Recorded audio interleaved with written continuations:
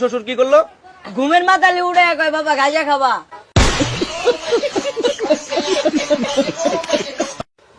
তুমি কি করো? ভিক্ষা করি। ভিক্ষা করো। এই ভিক্ষা করার টাকা তোমার বাবা কি করে? এটি গাঁজা খায়।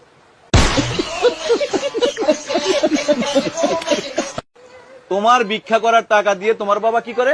গাঁজা খায়। আগে খায় তখন খায় না, নিজে ইস্কা চালায় নিজে খায়।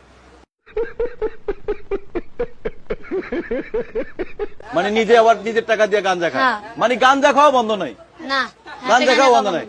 আর হলো এই আর এক মানে হলো ভিক্ষা করে, এর নাম কি? আলামিন। এর নাম কি? আলামিন। আলামিন। আলামিন কি কয় তোমারে? আমার কামলা যাবি, আমি কিছু কই, আমার প্রেম করবি, আমি কিছু না নেম।